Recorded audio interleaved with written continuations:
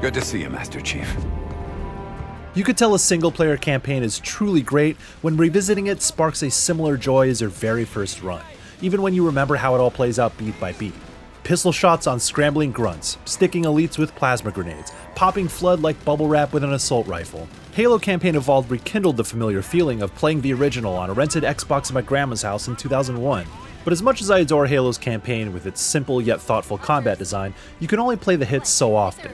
When the base game, the Anniversary Edition, through the Master Chief Collection are all readily available in 2026, it's easy to see this remake as more of an Unreal Engine test than anything else. There's a new batch of skulls and 3 prequel missions to sweeten the deal, which are a fun few hours to blast through, but the changes outside the graphical overhaul are otherwise subtle, neither tangibly improving nor detracting from what I played 25 years ago. So while it's great to see the ways in which Halo has aged well, we've been down this road many times before.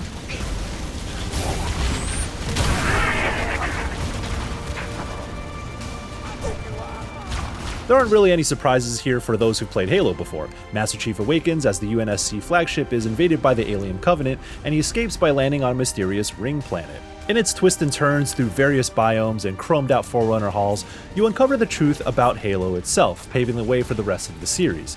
It's a clean, no-nonsense story that's refreshingly simple in retrospect. And it's nice to be reminded that Master Chief, alongside Cortana, embodied the sentiment that dudes rock, especially when the music starts kicking in just before the action heats up.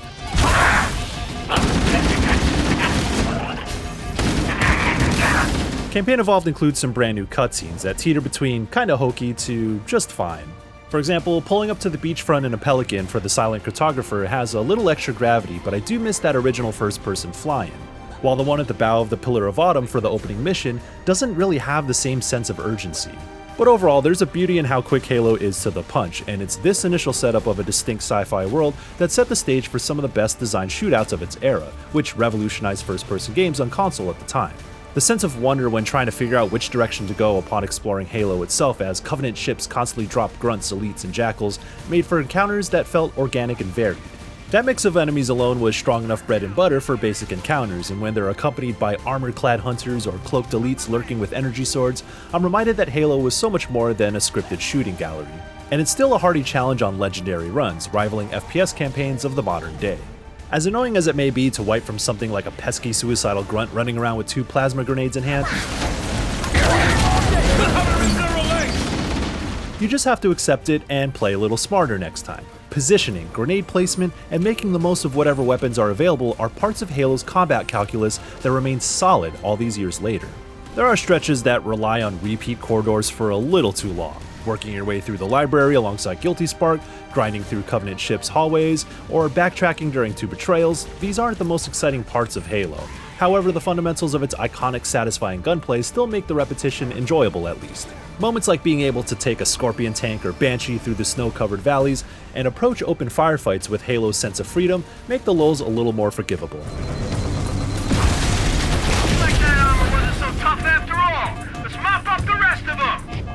The Unreal Engine 5 makeover is technically impressive, and the way that high-fidelity games built on Unreal often have the approximation of photorealism. Those finer details are definitely noticeable, which is all the more apparent since I replayed this campaign in the Master Chief Collection just before this review. Fidelity alone isn't really what made Halo enduring, though, and the change in atmosphere is also a change in personality. It's like every surface has a glossy sheen to it, as if it was weirdly buffed out with gallons of Brasso. Now, I remember the same debate when the Anniversary Edition came along, but at least it did have the instant visual swap button, and of course, Campaign Evolved doesn't, since it's a rebuilt game. While it's cool to see the modernization because the change in aesthetic doesn't hurt the experience, it isn't always a stylistic improvement necessarily. There's this odd fuzziness I notice in some UE5 games that's present here, and sometimes it's really noticeable, almost like an ugly film grain you can't turn off.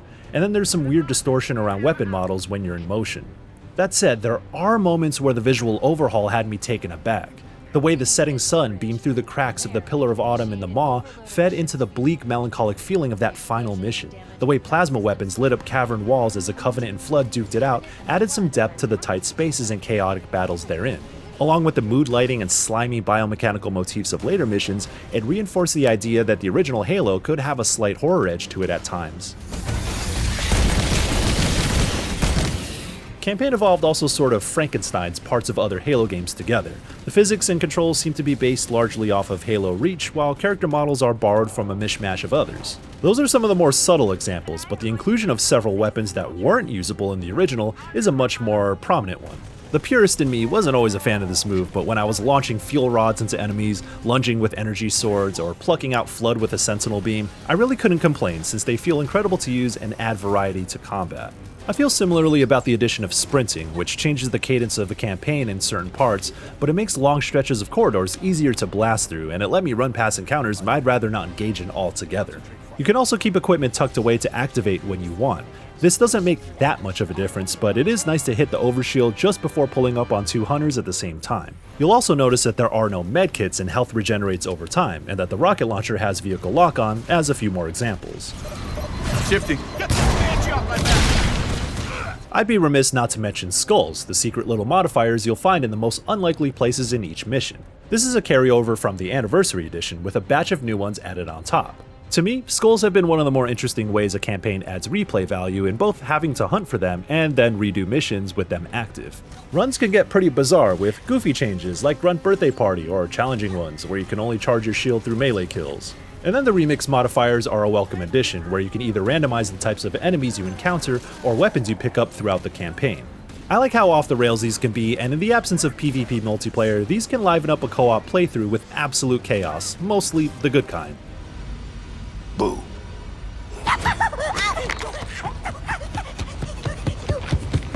The big attraction, however, are the 3 new prequel missions that take place a year before the events of the main campaign.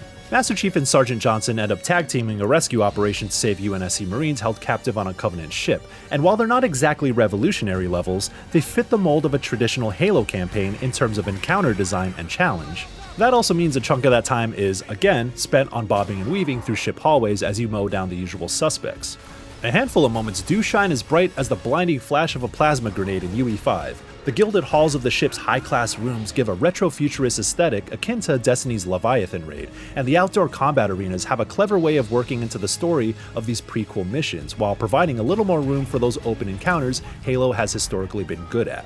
The lore implications add a little extra depth to our understanding of the Covenant, even if they don't move the needle in terms of what's established in the existing Halo story. The storytelling itself leans more into cheesy action movie tropes, but I'm not one who's precious about that part of the series. And if that means more time with Chief and Johnson together, I'm not gonna turn my nose up at it. Okay, Mr. Monologue. Sorry to interrupt, but we're on the clock. Fights include your typical wave of Covenant foes, but the new Brutes present a fun little twist to combat encounters. They have a glowing chip on their chest, and if you shoot it out, they'll go berserk and attack anything in sight, which can be an asset in tougher battles. It's also fun to plink the chip and just watch them go to town on defenseless grunts. As imposing as they may be when they're rushing you down, keeping the overpowered needle rifle on hand made short work of them, or any enemy for that matter. There's some really good encounters in these missions, but I was also hyped for the dogfights that were showcased in the lead up to release. And while it was a neat little diversion to take a Seraph into the stars for actual space combat, it was short-lived and wrapped up just as it was starting to take off. I appreciate the 2 to 3 hours the bonus missions add, given that it's more Halo, and technically new, and I'm glad Campaign Evolved retains the magic of running these missions in co-op. But when a good chunk of Halo's legacy lies in PvP multiplayer, and perhaps a bit with PvE firefights, I can't help but feel that something important is missing in a campaign-only remake. So who is this for? Well, it's for Halo Studios, a gesture of goodwill that it has figured out the technical path forward for a franchise that's been underserved in recent years, and one that's expected to be part of Xbox's increasing reliance on revitalizing legacy franchises. With that in mind, Campaign Evolved proves that while the original Halo didn't really need a remake, it at least still has some spark left in it, and the hope is that it leads to fresher ideas. With those odds, I'm content with 3. Make that 4 kills.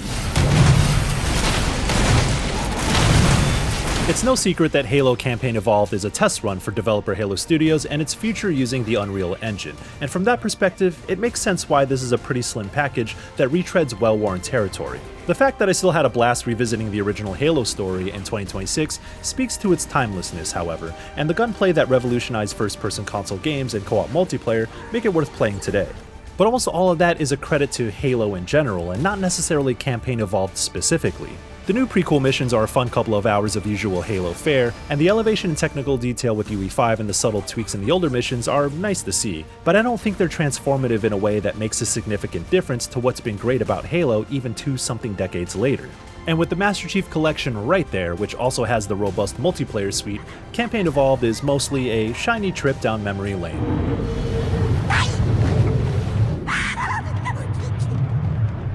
Reviews director Tom Marks here with Michael Higham to talk a little bit more about his Campaign Evolved review.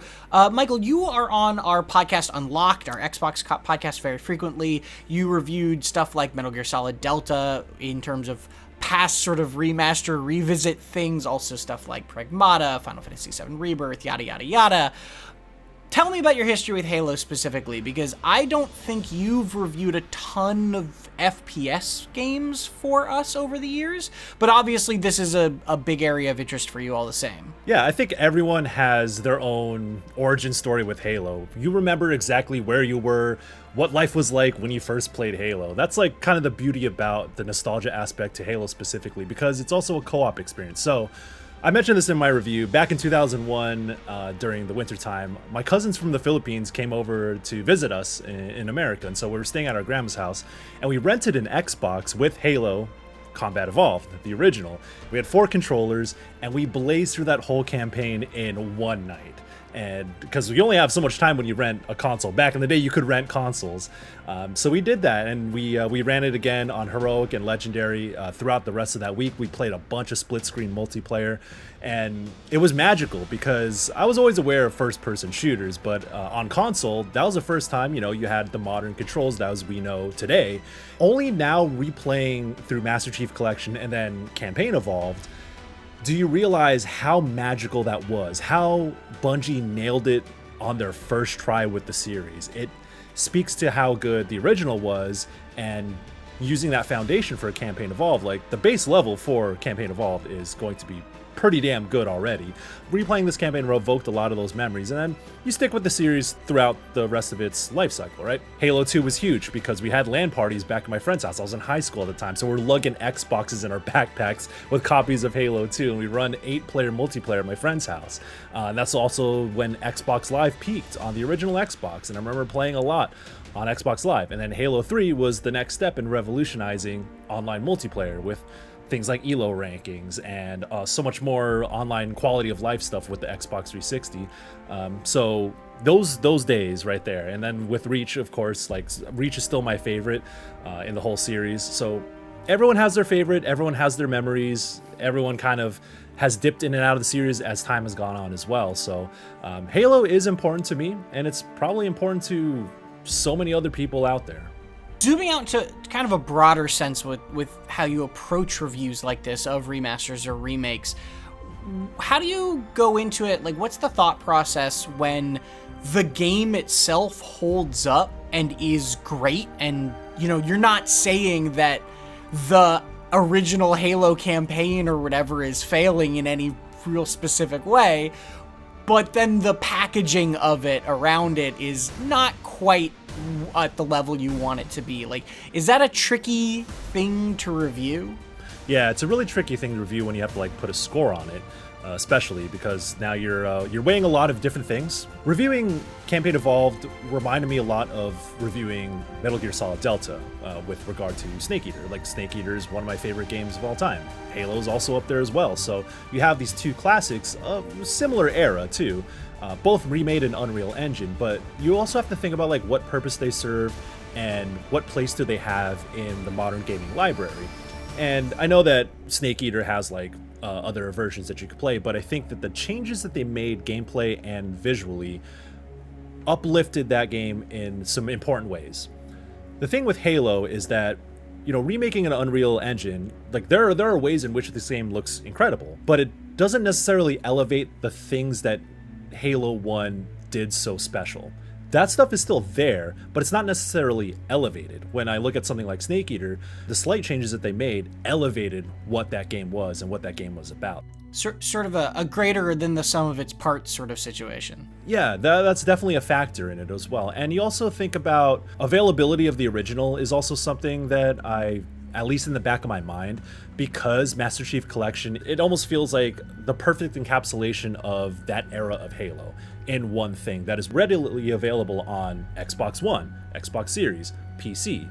It's all there, and replaying the Halo 1 campaign through Master Chief Collection before we got Campaign Evolved, I was like, well, this is a sweet package. This is kind of premium Halo. This is it right here. We have it right here. So when Campaign Evolved comes along, it's like, okay, what are you doing differently? And I kind of go through a lot of the subtle changes that they do, which are kind of nice in some parts, and some parts you're like, oh, all right, that doesn't, it doesn't sway me one way or the other. Sometimes it's just, you look at it as like, okay, that's just different.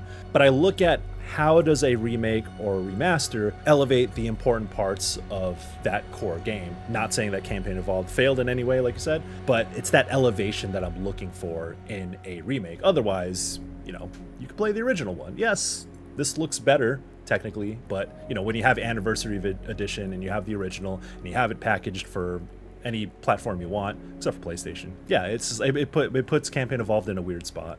Yeah, so the biggest sort of unique draw here is the prequel missions, which are kind of just fine. Yeah, the prequel missions are interesting, and if you're really itching for something new from Halo, maybe that's kind of all you really need. Though the way I think of them is that those prequel missions understand the way combat encounters work in Halo, like why they're good, and it kind of gives you more of that. And if you're a Halo lore expert or nerd and you love that stuff, there's some tidbits there that you're gonna really enjoy, but you kind of blow through in about 2-ish hours and you look at it and like, okay, that was fun, that was cool.